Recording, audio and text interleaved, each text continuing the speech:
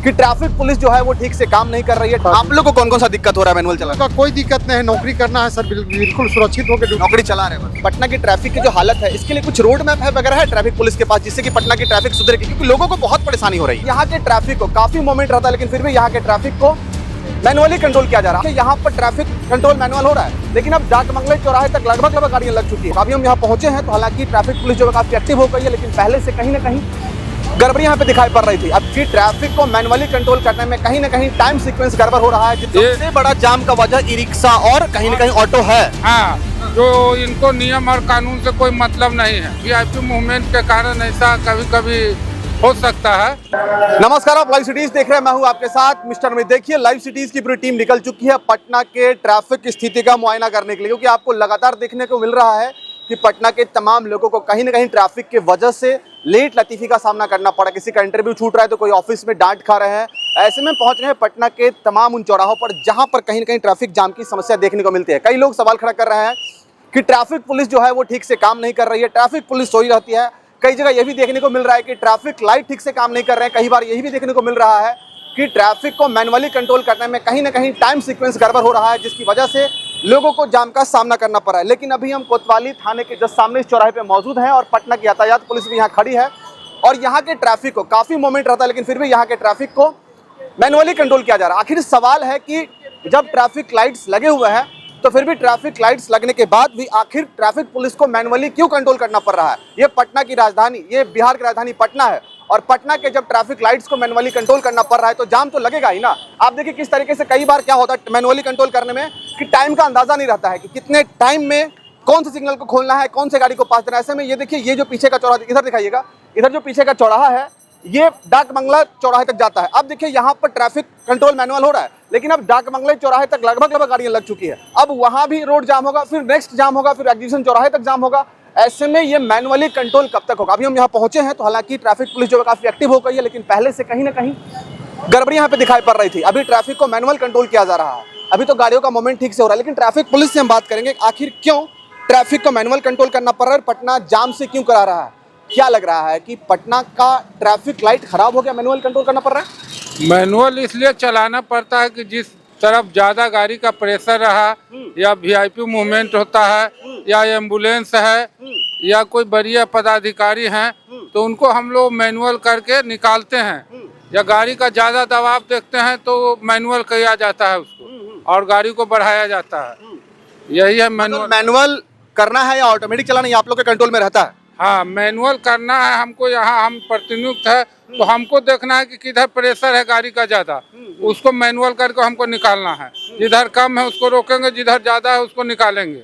ऐसे निकालना होता है। हाँ, इसी तरह निकालना पड़ता है। कई बार लोग कहते हैं कि मैनुअल करने में कई बार एक ही रूट की गाड़ियां बहुत लंबी लाइन तक लग जाती है, जिसकी वजह से जाम का सामना करना पड़ता है। नहीं, ऐसा कभी कभी होता है कि वीआईपी मूवमेंट के कारण ऐसा कभी कभी हो सकता है, लेकिन ऐसा होता नहीं है। बिल्कुल। देखिए, सवाल यह है कि जब वीवीआईपी मूवमेंट होता है तो ऐसे में ट्रैफिक को मैनुअल कंट्रोल करना पड़ता है, लेकिन वीवीआईपी मूवमेंट की वजह से पटना की जनता क्यों परेशान हो, बिहार की जनता क्यों परेशान हो। ऐसे में और भी कई पुलिस ऑफिसर हमारे साथ। क्या लग रहा है सर, पटना की ट्रैफिक इतनी अस्त व्यस्त क्यों है। अस्त व्यस्त है। हाँ। मेन चौराहा है, चौराहा के कारण यहाँ पर काफी भीड़ भाड़ हो रहा है। हाँ। हम लोग मैनुअल चलाकर स्थिति को समान कर रहे हैं, यही हम लोग का। आप लोग को कौन कौन सा दिक्कत हो रहा है मैनुअल चलाने का कोई दिक्कत नहीं है, नौकरी करना है सर, बिल्कुल सुरक्षित होकर नौकरी चला रहे हैं, बस चला रहे हैं। हाँ? देखिए किस तरीके से मैनुअली जो है कंट्रोल करना पड़ रहा है। अब देखो इनके पास जो हैंड लाइट्स है उसमें लाइट भी नहीं जल रही है और ये बता रहे हैं हैंड मूवमेंट करके कि आप निकलिए, आपको पास दिया जा रहा है। ऐसे में इधर के रूट्स को रोका जा रहा है। एक बार और हम सर से बात करेंगे। अच्छा, क्या लग रहा है पटना की ट्रैफिक की जो हालत है इसके लिए कुछ रोड मैप है वगैरह है ट्रैफिक पुलिस के पास, जिससे कि पटना की ट्रैफिक सुधरेगी, क्योंकि लोगों को बहुत परेशानी हो रही है। परेशानी का एक कारण यह है कि ई रिक्शा और ऑटो, इसका रूट लाइनिंग अलग होना चाहिए। सबसे बड़ा जाम का वजह ई रिक्शा और कहीं ना कहीं ऑटो है। हाँ, जो इनको नियम और कानून से कोई मतलब नहीं है, ठीक है ना। आप लोग चालान काहे नहीं काटते हो। लोग चालान तो करता ही है, लेकिन एक साथ ई रिक्शा का स्पीड देखिए और बड़े वाहन का स्पीड देखिए, दोनों में अंतर है।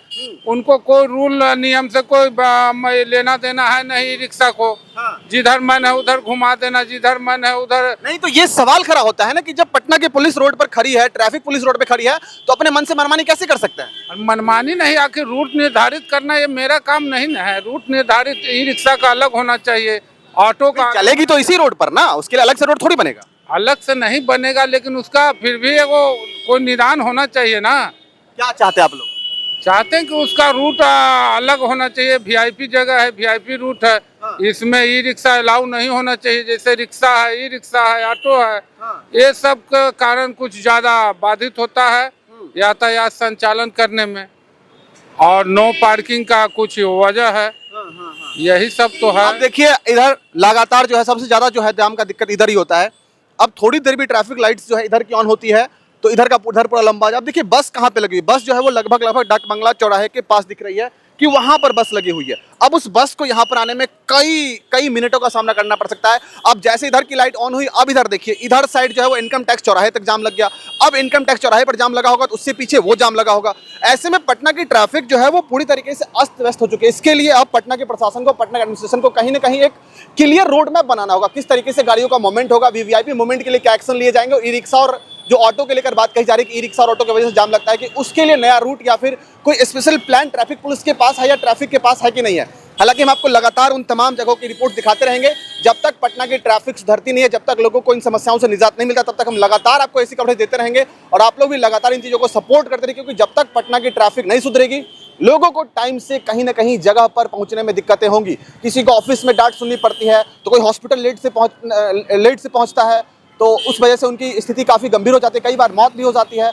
ऐसे में पटना की ट्रैफिक जो है अब देखना होगा किस तरीके से पुलिस एक्शन लेती है और तमाम उन रूट्स को क्लियर करवाती है। लेकिन अभी हम पटना के ट्रैफिक चौराहे पे मौजूद हैं। अभी तो गाड़ियों का मूवमेंट ठीक से हो पा रहा है, लेकिन कई बार यही घंटों जाम, अभी कुछ देर पहले ही कई घंटों का जाम लगा हुआ था। हमारे एक साथी जो है वो अपने ऑफिस से निकले थे कहीं किसी काम के लिए, 1 घंटे बाद पहुंचे हैं और हमें फ़ोन आया है कि देखिए पटना की ट्रैफिक जो है बिल्कुल उसकी खराब स्थिति है। ऐसे में हम भी सड़क पे उतरे और सच में जब हम सड़क पे उतरे तो हमको देखने को मिला सच में पटना की ट्रैफिक जो है वो बिल्कुल बद से बदतर हो गई है। हमारे पहुंचते ही ट्रैफिक पुलिस जो एक्शन में आई और एक्शन आने के बाद वो लगातार तमाम मोर्चों को संभाली है और लगातार गाड़ियों का मूवमेंट करवा रही है। एक बार हम आपको और दिखवाएंगे। देखिए अब जो है वो रूट जो ठीक ठाक हो चुका है, क्योंकि जब तक जो अधिकारी हैं और जो ऑफिसर हैं वो ठीक से ड्यूटी नहीं निभाएंगे, तब तक पटना के ट्रैफिक को क्लियरेंस नहीं मिलेगा और लोगों को समस्याओं से निजात नहीं मिलेगा।